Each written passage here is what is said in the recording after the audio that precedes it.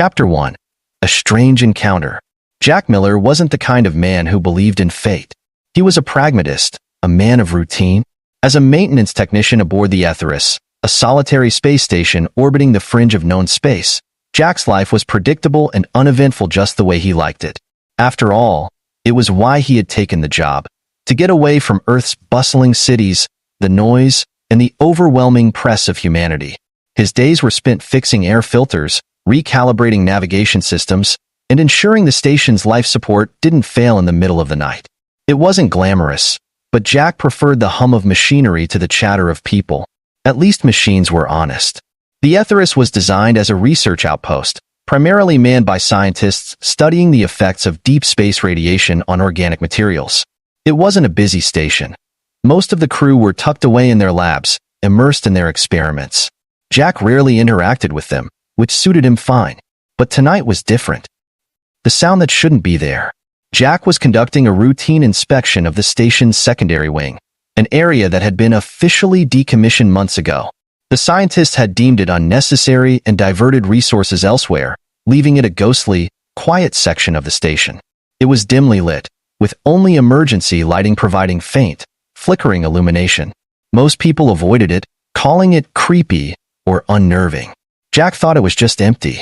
Armed with his toolkit and flashlight, he moved methodically down the corridor, his boots clanging softly against the grated floor. His checklist was simple. Check the air vents for blockages, ensure the electrical conduits were secure, and log any unusual activity. It was supposed to be an uneventful night. Then he heard it. A faint sound, a soft, melodic hum echoed through the corridor. Jack froze, his flashlight beam steadying on the blank wall ahead. It was subtle at first, barely audible, but as he listened, it grew louder. It wasn't mechanical. It was organic, almost like a voice. But that made no sense. No one was supposed to be in this wing. Hello? Jack called out, his voice breaking the stillness. The hum stopped. Jack's pulse quickened. He wasn't one to scare easily, but there was something unsettling about hearing a sound that shouldn't exist in an abandoned part of the station. He tightened his grip on his flashlight and moved toward the source. The hum started again, leading him to a door marked Storage Bay 3B. The door was slightly ajar, a faint glow spilling into the corridor. Jack hesitated, his instincts warning him to turn back. But curiosity overpowered caution, and he pushed the door open. The first glimpse. The storage bay was dimly lit, its shelves lined with old equipment and forgotten supplies. But Jack's attention was immediately drawn to the figure standing in the center of the room. She didn't belong here, she didn't belong anywhere Jack had ever seen. She was tall and lithe, her skin a soft shade of cerulean that shimmered faintly in the dim light. Her hair, a cascade of silvery strands, floated gently as though caught in an unseen current. She wore a sleek, form-fitting suit that seemed to pulse with its own light, glowing faintly along the seams. But it was her eyes that held Jack captive. Luminous and golden, they seemed to pierce through him, both alien and deeply human at the same time.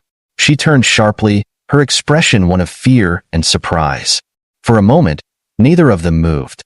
"You're not supposed to be here," she said, her voice a harmonious blend of tones that didn't seem entirely natural. Jack blinked, trying to process what he was seeing. "I could say the same to you," he replied, stepping cautiously into the room. "This wing's been shut down for months. Who are you?" The woman, or whatever she was, didn't answer. Instead, she took a step back, her gaze darting toward the door as though considering an escape. "You can't tell anyone you saw me," she said quickly. "Promise me."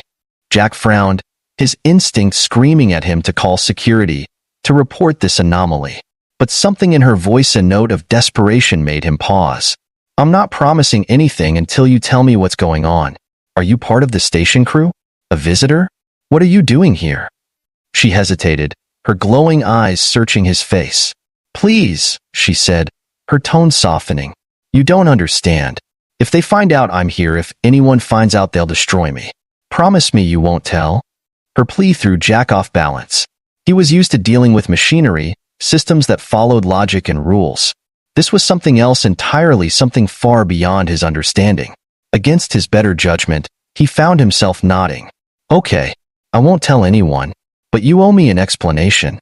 The woman exhaled, her posture relaxing slightly. "My name is Lyra," she said softly, "and I don't belong to this station, or this world." Secrets revealed. Lyra explained, in halting fragments, that she wasn't human. She claimed to be a traveler from a distant world, though she didn't elaborate on where or how she had arrived. What she did reveal was enough to leave Jack reeling. She had been hiding aboard the Etherius for weeks, evading detection by slipping into unused sections of the station. "How did you even get here?" Jack asked, leaning against a nearby shelf. Lyra hesitated, her luminous eyes flickering with something akin to guilt.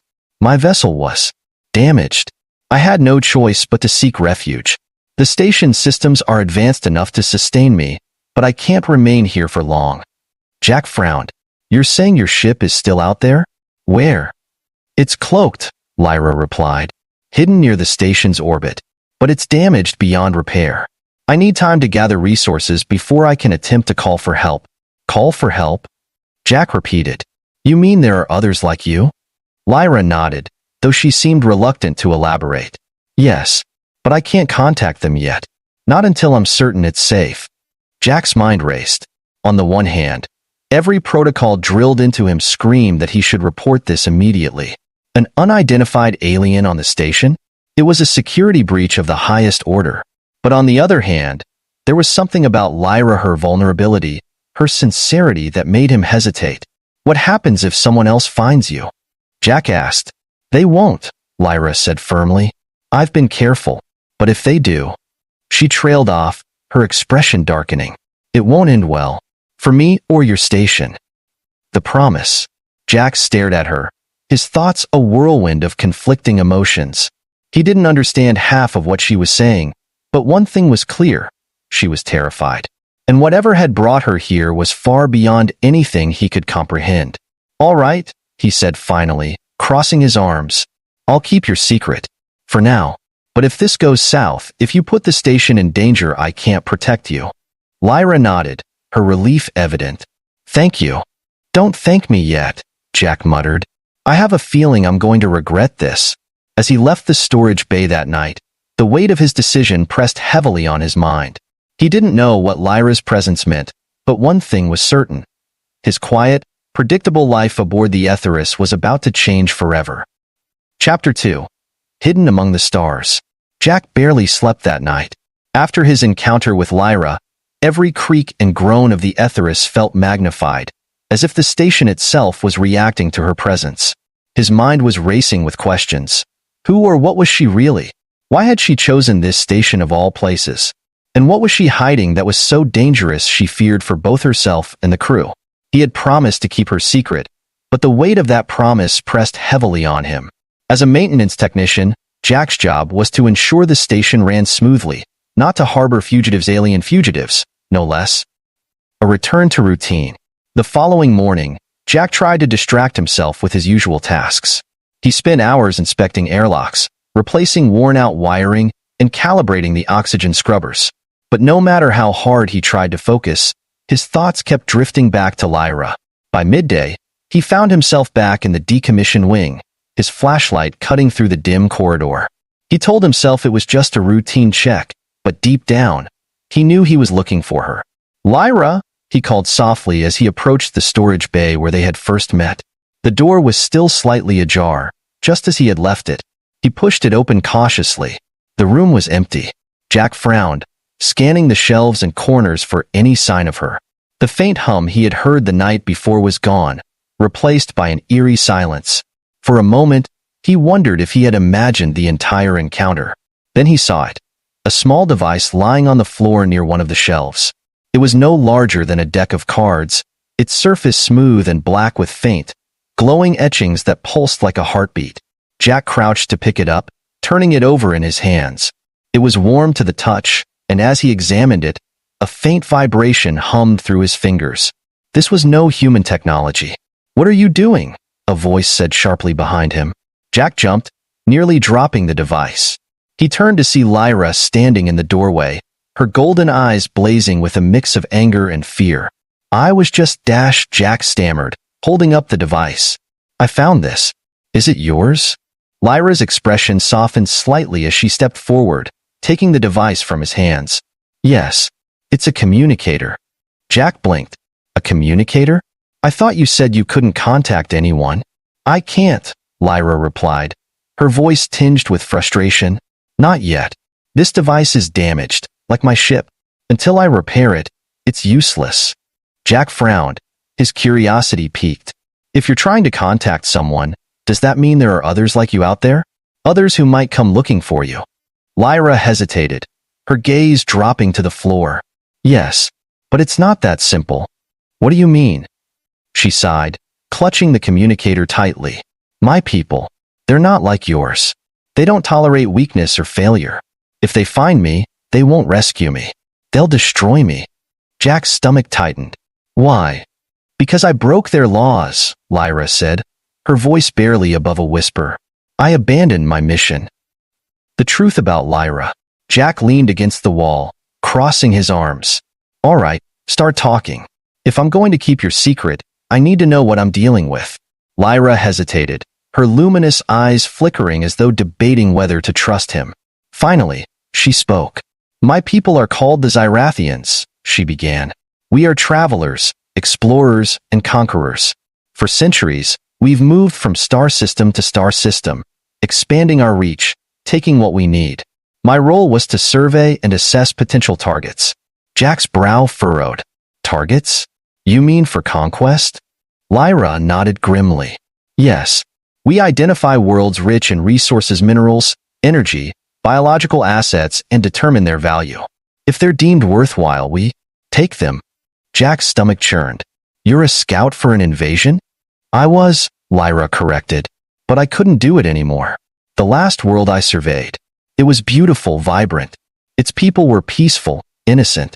I couldn't bring myself to condemn them to destruction. So, I left. I fled. And ended up here, Jack said, his voice hardening. Lyra nodded. My ship was damaged during my escape. I found your station by chance and used its systems to hide while I repaired what I could. Jack rubbed his temples, trying to process everything. So, what happens now? Are they still looking for you? Yes, Lyra said, her tone serious. The Zyrathians don't tolerate defection. They'll send trackers to find me. And if they discover your station, they won't hesitate to destroy it. An unlikely alliance. Jack's first instinct was to report Lyra to the station's authorities. But as he looked at her, saw the fear in her eyes, the way her hands trembled as she clutched the communicator, he hesitated. She wasn't a monster. She was running from her own people, risking everything to escape their brutality. All right, Jack said finally. I'll help you. But we need to figure out how to keep the station safe. If your people find you here, they won't, Lyra interrupted. Not if we disable the signals. Jack frowned. Signals? Lyra gestured toward the device in her hands. The station's communication systems. They're emitting a constant stream of data beacons that my people can track. If we shut them down, we might be able to buy some time. Jack's mind raced. Disabling the station's comms would be risky. The scientists relied on those systems to communicate with Earth and the orbital research base. If something went wrong, they'd be stranded without contact. But the alternative was worse. All right, Jack said. Show me what to do. The first step. Over the next few hours, Jack and Lyra worked together to modify the station's communication systems. Lyra guided him through the process, her knowledge of the station's technology far surpassing his own. Jack couldn't help but marvel at her expertise. You're good at this, he said as she rewired a control panel with precision. You sure you're not an engineer? Lyra smirked faintly. Scouts are trained in multiple disciplines. It's necessary for survival. Jack nodded, watching as she finished the modifications. All right, that should do it. The station's comms are running on a localized loop, now no external signals. Lyra stepped back, her expression one of cautious relief. It won't stop them forever, but it will make it harder for them to find us. Jack sighed, leaning against the wall. So, what's the next step? We can't stay like this indefinitely. Lyra hesitated, her gaze distant. I need to finish repairing my communicator. If I can contact the right people, I might be able to negotiate asylum. But it's a long shot. Jack raised an eyebrow. You have friends out there? Not friends, Lyra said. But not everyone agrees with the Zyrathian Council. There are factions rebels who oppose their methods. If I can reach them, they might help. Jack exhaled, the weight of the situation pressing down on him. All right, let's get to work. The chapter's cliffhanger. As Jack and Lyra prepared to leave the decommissioned wing, a sudden noise echoed through the corridor, a low, mechanical hum that sent a chill down Jack's spine. What was that? He whispered. Lyra's expression darkened. They're here. Jack's blood ran cold. Your people? Lyra nodded, her voice steady but tense. They found us. The chapter ends with the two of them bracing for the arrival of the Zyrathian trackers, their alliance now their only hope for survival. Chapter 3. The Trackers. The corridor's low hum seemed to grow louder, its vibrations traveling through the station's steel walls and reverberating in Jack's chest. His instinct screamed for him to run, but the sharp intensity in Lyra's glowing eyes held him in place. How did they find us so fast? Jack asked, his voice a harsh whisper. Lyra's gaze remained fixed on the hallway ahead. The comm modifications bought us time, but not enough. They must have intercepted the initial signals before we shut them down. They know I'm here. Jack swallowed hard. He had spent most of his life fixing machines, not preparing for intergalactic skirmishes. The idea of facing off against alien trackers felt like stepping into someone else's nightmare. Yet here he was. What are we dealing with? He asked, trying to keep his voice steady. These trackers of yours, how dangerous are they? Lyra's jaw tightened. Highly. They're elite operatives, trained to find and neutralize targets with precision. They won't stop until they have me or until we stop them. Jack exhaled sharply, gripping the tool belt slung over his shoulder. I'm a maintenance guy, Lyra. I don't exactly carry a plasma rifle. Lyra turned to him, her expression unreadable. You don't need one. Trust me. Trust you? Jack echoed, his frustration bubbling to the surface. You've dragged me into a fight I never signed up for, and now you're telling me to trust you? Lyra's eyes softened slightly, but her voice remained firm. You chose to keep my secret. Now, we fight for it together. The sound of approaching footsteps cut their argument short. Lyra's head snapped toward the noise, her entire body going tense. They're here. First contact. Jack barely had time to process her words before the first tracker stepped into view. The figure was tall and humanoid, its sleek, silver armor reflecting the dim light of the corridor. Its helmet obscured its face, but the glowing red eyes beneath the visor radiated menace. A long, serrated weapon was slung across its back, and in its hands, it carried a strange, rifle-like device humming with energy. Behind it, two more trackers emerged, their movements synchronized and deliberate. Jack felt his stomach tighten. They didn't look like they were here to negotiate. Lyra stepped forward, her stance calm but coiled with energy.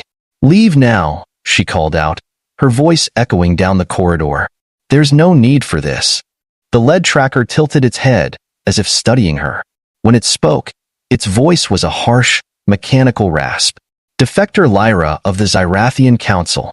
You are ordered to surrender and return for judgment. Resistance will result in immediate termination. Lyra didn't flinch. I will not return. The Council has no authority here. The tracker raised its weapon, the barrel glowing ominously. Your defiance is irrelevant. Jack's survival instincts kicked in. He grabbed Lyra's arm, pulling her back. We need to move. Now. The tracker fired. A bolt of searing energy shot past them, striking the wall and leaving a smoking crater in the metal. Jack's heart slammed in his chest as he followed Lyra into the adjacent corridor, the tracker's heavy footsteps close behind. A desperate defense. Lyra led Jack through the station's labyrinthine halls, her movements precise and unerring. She seemed to know the layout better than he did, despite having been in hiding. Where are we going? Jack panted, struggling to keep up. To the reactor bay, Lyra replied, her tone clipped. We can create a feedback surge to slow them down. Jack didn't like the sound of feedback surge, but he wasn't in a position to argue. As they rounded a corner, Lyra stopped abruptly, her hand raised. Jack peeked around her and saw one of the trackers blocking their path, its weapon trained on them. Lyra didn't hesitate. She raised her hand, and for the first time, Jack saw her use her power. A ripple of energy shot from her palm, striking the tracker square in the chest. The force sent it flying backward, slamming into the wall with a metallic crunch. Jack stared, wide-eyed. What the hell was that? Lyra didn't answer, her focus on the other two trackers now closing in from the opposite direction. "Keep moving," she shouted, shoving Jack forward. The chase continued, with Lyra using her energy blasts to keep the trackers at bay. Jack's mind reeled as he tried to comprehend what he had just seen. Lyra's power wasn't just advanced technology, it was something else, something innate. It explained how she had survived on the station for so long, evading detection. But it also raised more questions than it answered. The reactor gambit. They reached the reactor bay, its vast chamber filled with humming machinery and glowing conduits. Lyra ran to one of the control panels, her hands flying over the interface. "What are you doing?" Jack asked, his voice laced with panic. "Overloading the reactor's safety protocols," Lyra replied. "It'll create an electromagnetic pulse strong enough to disable their systems temporarily." Jack's eyes widened. "Won't that also disable the station?" Lyra glanced at him, her expression grim. "Only for a few minutes. But it's our best chance." Before Jack could protest, the door to the reactor bay slid open, and the trackers stepped inside. Their weapons were raised, their movements deliberate as they closed in. "Keep them busy," Lyra shouted, her focus on the control panel. Jack's survival instinct screamed at him to run, but he grabbed a nearby wrench instead. As one of the trackers approached, Jack hurled the wrench with all his strength. It struck the tracker's helmet with a resounding clang, causing it to stumble. It wasn't much, but it bought them a few precious seconds. "Any time now, Lyra," Jack yelled. The reactor's hum grew louder, the lights flickering as the system overloaded. Lyra stepped back from the control panel, her hand outstretched as a surge of energy radiated from her body. The pulse swept through the chamber, causing the trackers to collapse in unison, their systems fried. Jack sank to the floor, his chest heaving. "Is it over?" Lyra shook her head, her expression somber. "No, this was just the first wave." The fallout. As the station systems slowly rebooted, Jack and Lyra sat in the shadow of the reactor. The air was heavy with the smell of scorched metal, and Jack's hands trembled as he tried to process everything that had just happened. "You're telling me there are more of them out there?" Jack asked, his voice hoarse. Lyra nodded. "The Zyrathians don't send a single team. If the first group fails, others will follow." Jack groaned, running a hand through his hair. "Great. So, what's the plan now? We can't keep frying the reactor every time they show up?" Lyra's golden eyes met his, a flicker of determination in their depths. "We need to take the fight to them. If we don't, they'll destroy everything." Jack stared at her, his exhaustion giving way to a surge of resolve. He didn't know how they were going to stop an intergalactic force, but he knew one thing. He wasn't going to let Lyra face it alone. "All right," he said, standing. "Let's figure out how to end this." The chapter ends with Jack and Lyra preparing for the inevitable showdown, their fragile alliance growing stronger as they face the looming threat together. Chapter 4. The Final Stand. The hum of the reactor still echoed faintly as Jack and Lyra gathered themselves in the dimly lit chamber. The station systems were slowly coming back online, but the air carried a palpable tension, heavy with the knowledge that the worst was yet to come. Lyra's golden eyes burned with a fierce determination, while Jack's mind raced, trying to find a way out of the impossible situation they were in. "What's next?" Jack asked, his voice quieter than he intended. Lyra took a deep breath, her luminous skin glowing faintly in the low light. "We can't just wait for them to send another wave. The Zyrathians are relentless. If they breach this station again, there won't be enough time to recover. We have to disable their tracking systems entirely or destroy their ship." Jack's stomach twisted. "Destroy their ship?" "Lyra, I'm a maintenance guy, not a military strategist." Lyra turned to him, her expression softening slightly. "You've done more than you realize, Jack. Without you, I wouldn't have survived this long. I trust you." Her words stirred something in him. He wasn't used to being needed, let alone trusted. But as he looked at her, he realized he couldn't let her down, not now. "All right," Jack said, squaring his shoulders. "How do we hit them before they hit us?" The plan. Lyra led Jack to the station's observation deck, where the vast expanse of space stretched endlessly before them. The Zyrathian ship loomed in the distance, a dark, angular vessel that seemed to absorb the surrounding light. It hung in orbit, a silent predator waiting to strike. "They're scanning the station, searching for signs of me," Lyra explained. "Their tracking array is their greatest strength and their vulnerability. If we can overload it, they'll lose their ability to pinpoint us." Jack frowned, studying the ship through the observation window. "Overload how? We don't exactly have an arsenal at our disposal." Lyra smirked faintly. "We don't need one. The Zyrathian systems rely on a specific energy frequency to maintain their scans. If we use the station's core to generate a counter-frequency, we can disrupt their systems long enough to shut them down permanently." "Sounds risky," Jack said. "What happens if it doesn't work?" Lyra's expression turned serious. "Then we'll have to face them head-on." Jack exhaled sharply, his pulse quickening. "No pressure then." Executing the plan. The duo worked quickly, navigating the station's labyrinth of corridors and maintenance shafts to reach the main control hub. Lyra guided Jack through the process, her expertise in Zyrathian technology proving invaluable. "Redirect the power from these conduits," Lyra instructed, pointing to the control panel. "We need to amplify the core's output to match their scanning frequency." Jack nodded, his hands moving swiftly over the controls. Sweat beaded on his forehead as he rerouted power, his mind focused on the task at hand. "Got it. Power's redirected. What's next?" "Synchronize the core's modulation with this frequency," Lyra said, handing him a small device she had retrieved from her hidden supplies. "Once it's stable, I'll initiate the counter-frequency." Jack hesitated, glancing at her. "And you're sure this won't fry the entire station?" Lyra's lips curved into a faint smile. "Not entirely." Jack groaned but continued working. The hum of the station's core grew louder, its vibrations reverberating through the floor. The lights flickered, casting eerie shadows across the control room. "Almost there," Jack muttered, his fingers flying over the controls. "Just a few more adjustments." A sharp beep echoed through the room, followed by a low rumble. Lyra's eyes widened. "They've detected the energy spike. The ship's repositioning." Jack's heart sank. "How long do we have?" "Minutes," Lyra replied. "Maybe less." The confrontation. The Zyrathian ship moved into position, its angular form now visible through the station's observation windows. Jack felt a chill crawl down his spine as a series of smaller crafts launched from the ship's docking bays, heading straight for the Etherius.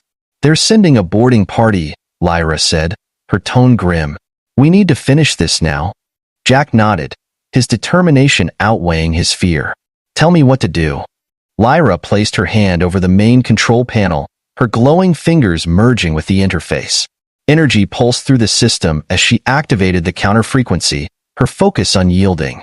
"Hold them off while I stabilize the output. I need a few minutes." Jack grabbed a plasma cutter from his tool belt, the closest thing he had to a weapon.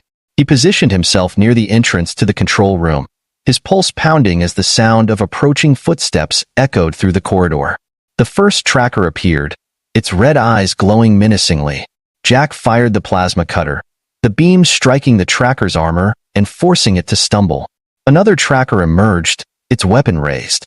Jack ducked behind a console, narrowly avoiding a bolt of searing energy. "Lyra, any time now," Jack shouted, firing another shot. "I'm almost there," Lyra called back, her voice strained. "Keep them back." Jack's desperation fueled his movements. He grabbed a heavy wrench from his belt and threw it at one of the trackers, striking its helmet and causing it to falter. He fired the plasma cutter again, hitting the second tracker's weapon and disabling it. The third tracker lunged at Jack, its blade slicing through the air. Jack dodged, barely avoiding the strike, and swung the plasma cutter in a wide arc. The blade connected, sending the tracker crashing to the floor. "Jack!" Lyra shouted. "It's ready. Hit the switch." Jack turned and sprinted toward the main control panel, slamming his hand down on the activation switch. The station's core surged, releasing a wave of energy that rippled through the surrounding space. The lights flickered violently, and a deafening hum filled the air. Through the observation window, Jack saw the Zyrathian ship shudder. Its tracking array sparked and exploded, sending debris scattering into the void. The smaller crafts veered off course, their systems failing as the counter-frequency disrupted their navigation. "We did it," Lyra said, her voice barely above a whisper. The aftermath. The station fell silent, the faint hum of the core returning to its normal rhythm. Jack collapsed onto a nearby console, his chest heaving. Lyra stood beside him, her glowing eyes reflecting a mixture of relief and exhaustion. "They'll retreat now," Lyra said. "Without their tracking systems, they can't maintain their operation here." Jack nodded, his adrenaline slowly fading. "And what about you?" Lyra hesitated, her gaze dropping to the floor. "I can't stay here. They'll come back eventually, and I won't put the station at risk again." Jack's heart sank. "So, this is goodbye?" Lyra's lips curved into a faint smile. "For now. But you've given me a chance to find safety, to start over. I'll never forget that." Jack watched as Lyra retrieved her communicator, its once damaged surface now repaired. She activated it, a shimmering portal of light forming before her. She turned to Jack one last time, her golden eyes soft. "Thank you, Jack," she said, "for everything." And with that, she stepped into the light, disappearing into the unknown. Epilogue. Weeks passed, and the Etherius returned to its usual rhythm. The scientists resumed their research, oblivious to the events that had unfolded. Jack continued his work, though he often found himself staring out into the stars, wondering where Lyra was and if she was safe.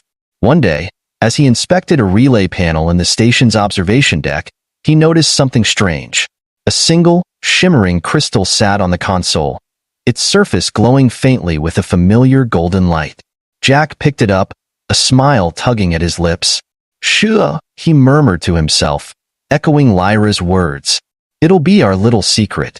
The story ends with Jack staring out into the stars, the crystal in his hand a reminder of the bond he had formed with an alien girl who had changed his life forever.